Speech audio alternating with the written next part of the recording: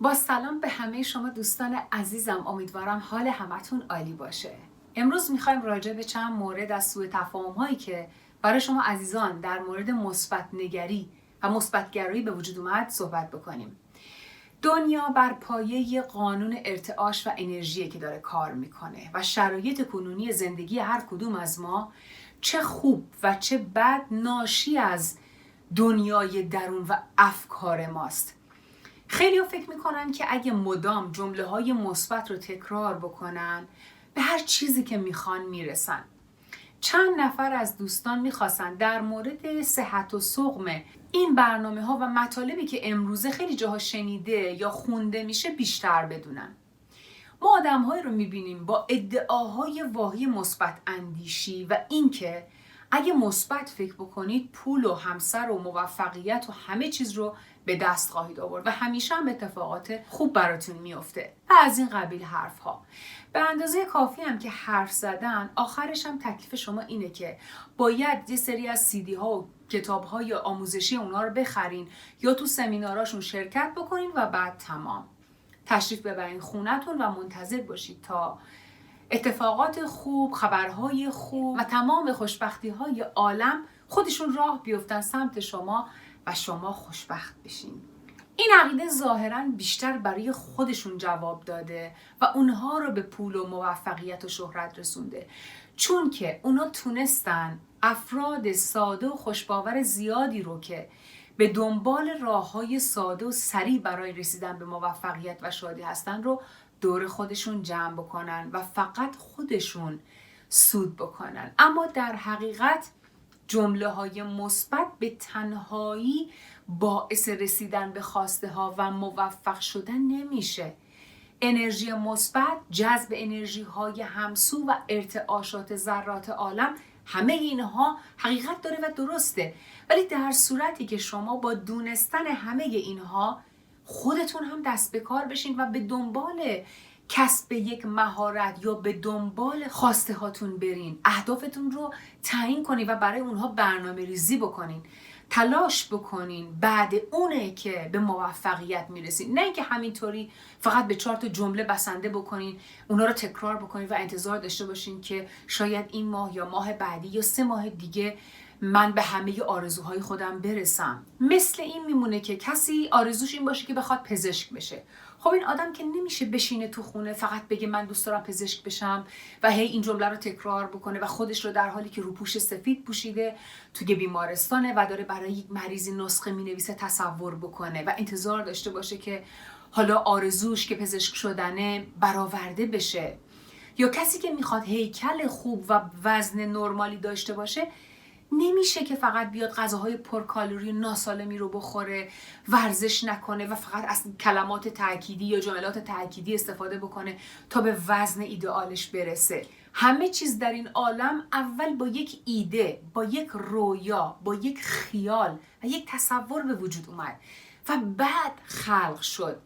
هر هدف و آرزویی که ما داریم هم همینه. اولش یک رویا و یک تصوره و بعد مسیرهایی برای رسیدن به این هدف یا به این خیالات یا به این تصورها وجود داره و ما لازمه که برای رسیدن به آرزوها و اهدافمون وارد این مسیرها بشیم. کارهایی رو که لازم و ضروریان رو انجام بدیم، زمان، انرژی و هزینه صرف بکنیم تا به هدفمون برسیم و یا یک مهارتی رو یاد بگیریم.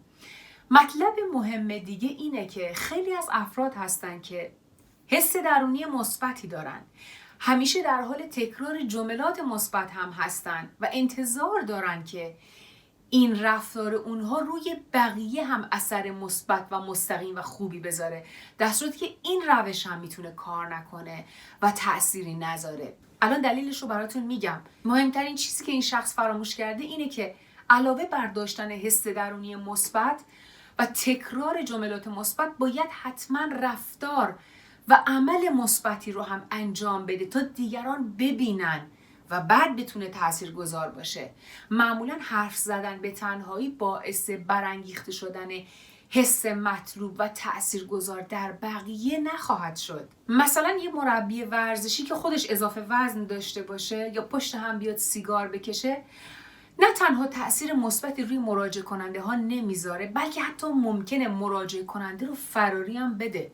چون یک مربی اول با داشتن اندام ورزیده و سالم میتونه با نگاه اول انگیزه و علاقه بیشتری رو ایجاد بکنه و بعد با علم و آگاهی کافی که در مورد فیزیولوژی و آناتومی عضلات بدن و رژیم غذایی مناسب کسب کرده، مراجعه کننده رو بهتر برای رسیدن به هدفش راهنمایی بکنه. دسته بعدی هم افرادی هستن که متاسفانه توهم مثبت نگری و مثبت فکر کردن دارن. تا کسی رو میبینن شروع میکنن به ادا در آوردن و از خودشون توی هر زمینه‌ای تعریف و تبلیغ بیش از اندازه کردن و تمام سعیشون هم اینه که تا وقت هست به طور بیمارگونه فقط از خودشون تعریف بکنن، به طوری که حس زننده و ناخوشایندی رو روی بقیه ایجاد میکنن.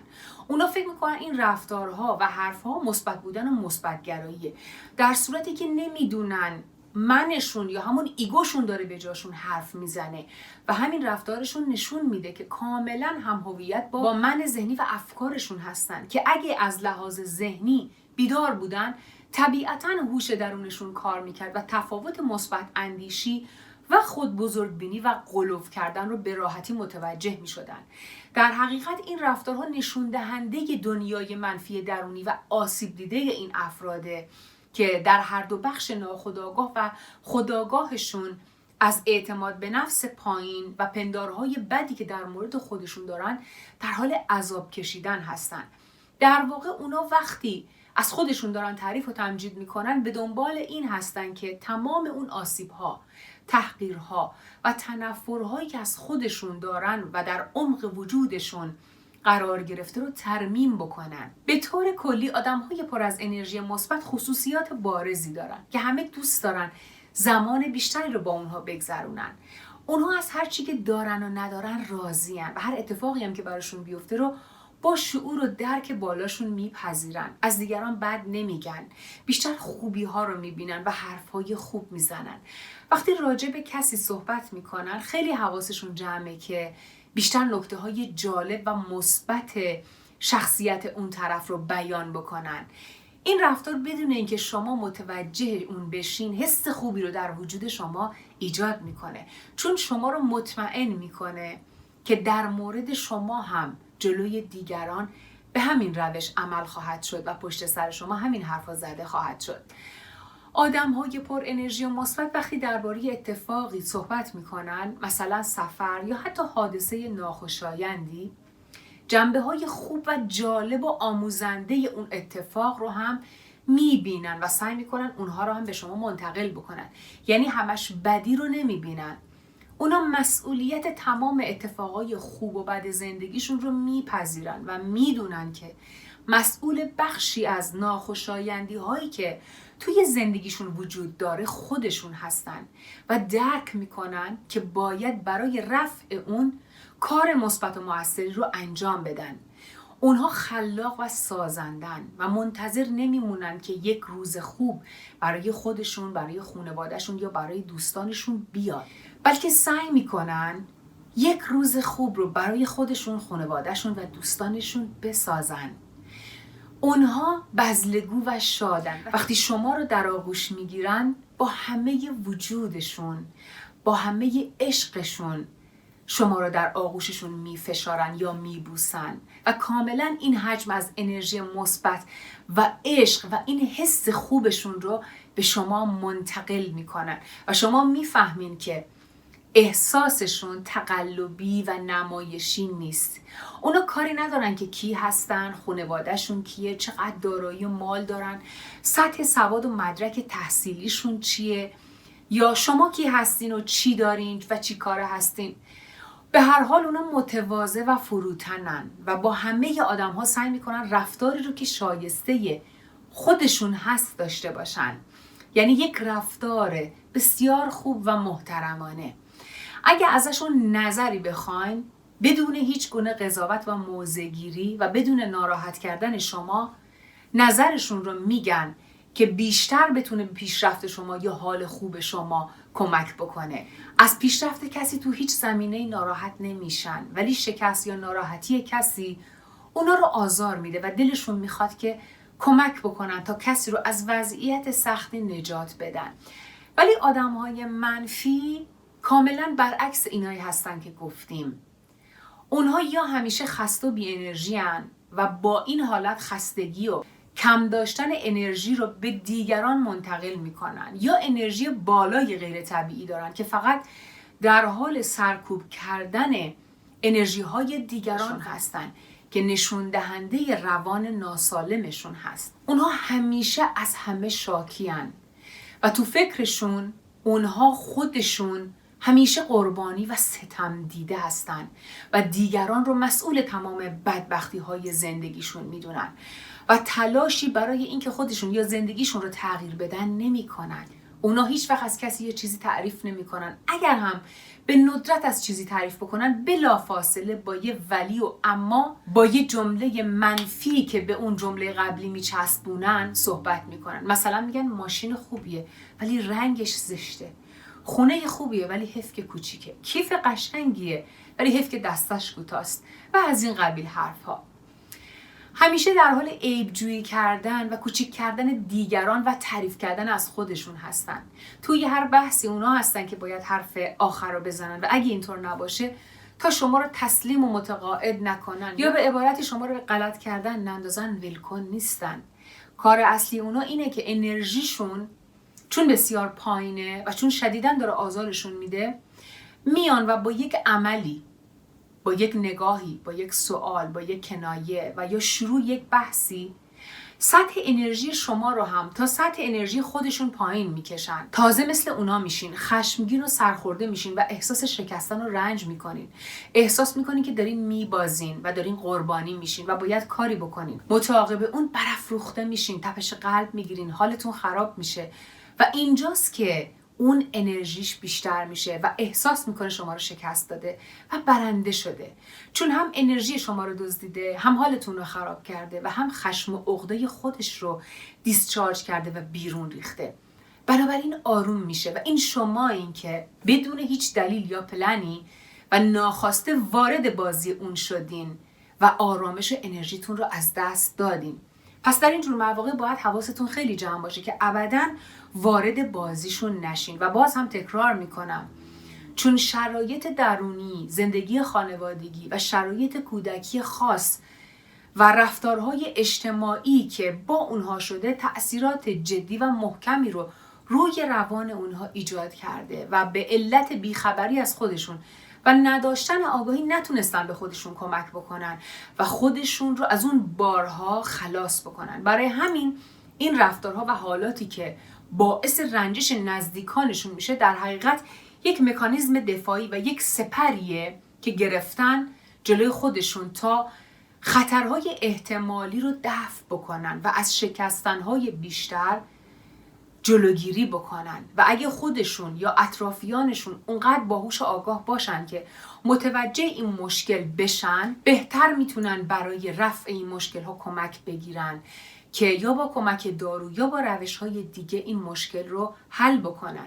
بالانس نبودن هورمون‌های مغزی یا اختلالات روانی ننگ و عار نیست و کسی رو کوچیک یا بزرگ نمی‌کنه. اونها دقیقاً مثل مشکلات فیزیکی هن. مثل میگرن، مثل زخم معده، مثل آرتروز که برای درمان اونها ما به یک متخصص مراجعه می‌کنیم، دارو مصرف میکنیم و درمانشون میکنیم.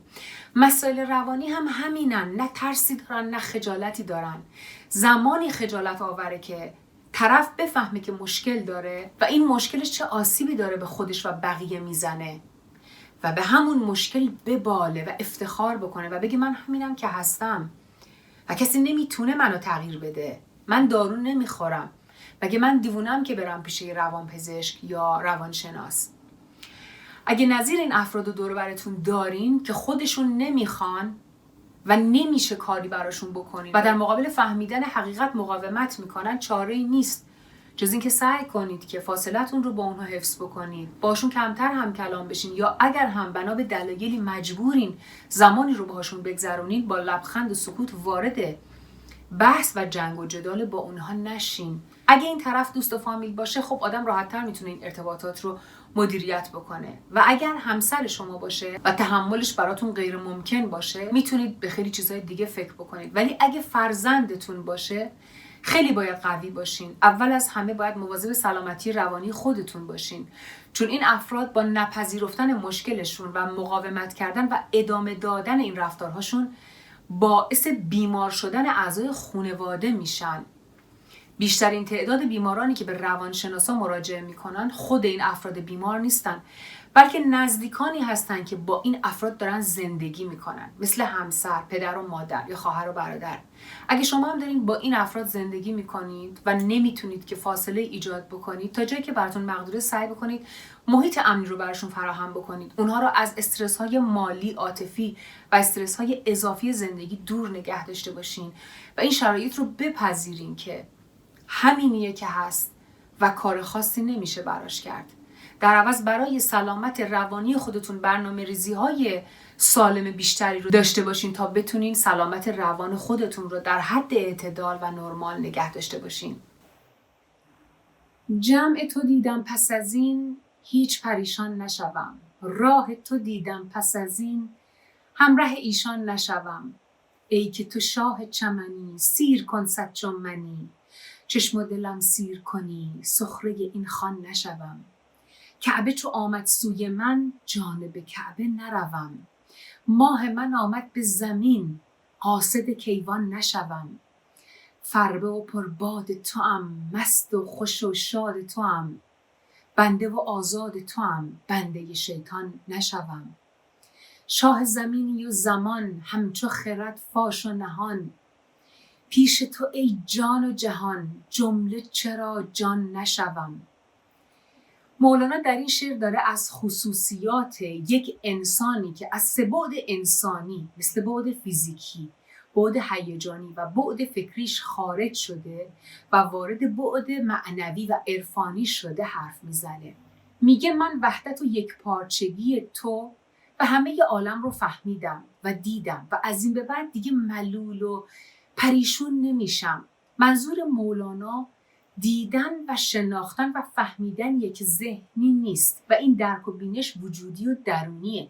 میگه چون راه و مقصد تو رو دیدم و تبدیل به هوشیاری و آگاهی شدم، فقط با توئه که همراه میشم یا در راهی که فقط به تو میرسه پا میذارم، نه راه های دیگه. میگه تو چشم و دل منو سیر کردی، وجود تو و هر چیزی که به تو ختم میشه پر از حقیقته، پر از شادی و خوبیه و انتخاب من اینه که میخوام این چیزها رو داشته باشم. پس دیگه خودم رو سخره یا مورد استهزا یا خنده این دنیا و عوامل فریبنده و افکار دیگران قرار نمیدم.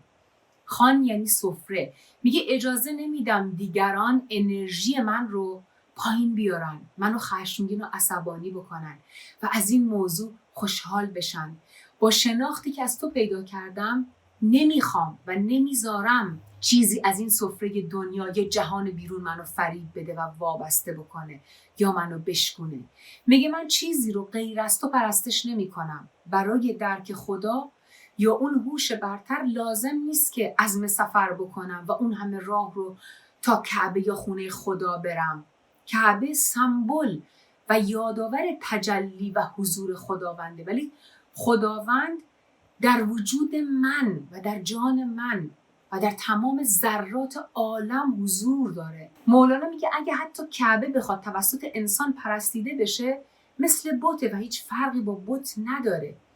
میگه ماه یا همون فضای درخشنده‌ای که در دل ظلمت شب داره میتابه در وجود و در درون منه که قرار داره و این منم که روی زمین هستم و همون نور حق و نور آگاهی منه که مثل ماه داره تو فضای وجودم میدرخشه.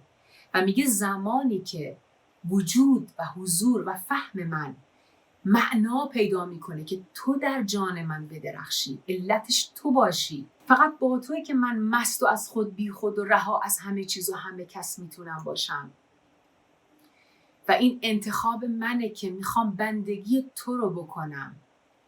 و بیت بعدی میگه شاه زمینی یا زمان همچو خیرت فاش و نهان. پیش تو ای جان و جهان، جمله چرا جان نشوم.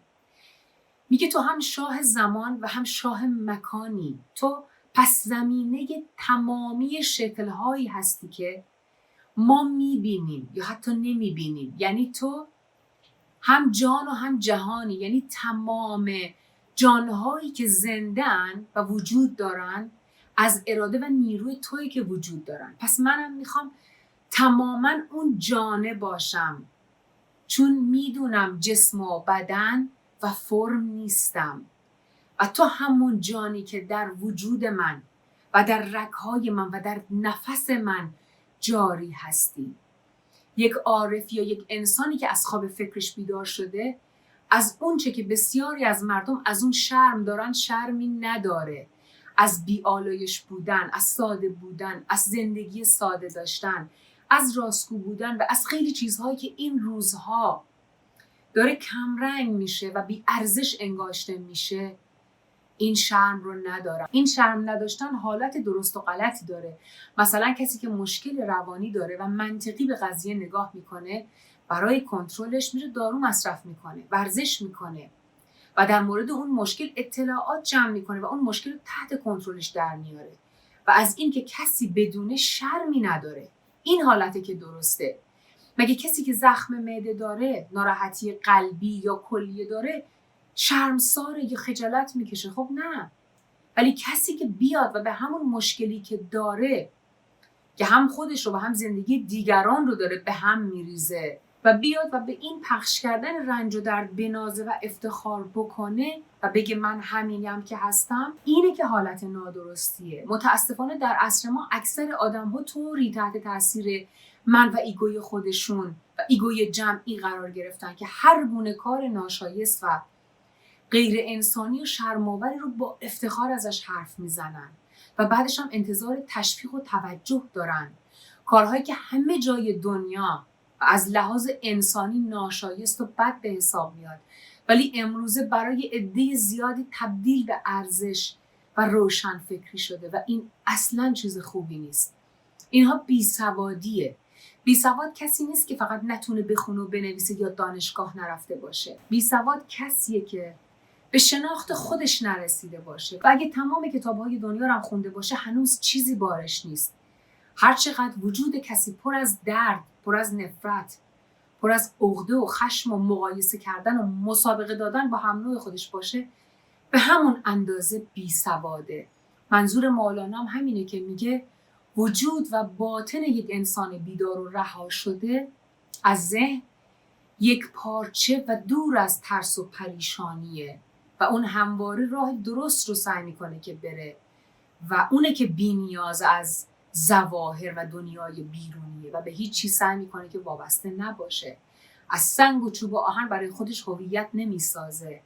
اشتباهات گذشته‌ش رو دائم تجزیه و تحلیل نمیکنه و به خودش اعتماد داره. خودش رو میبخشه و روی خودسازی و خودشناسیش کار میکنه و خدا رو با مکان و زمان نمیشناسه، بلکه خدا رو در درون خودش و در درون هر ذره‌ای در این عالم میبینه و درک میکنه.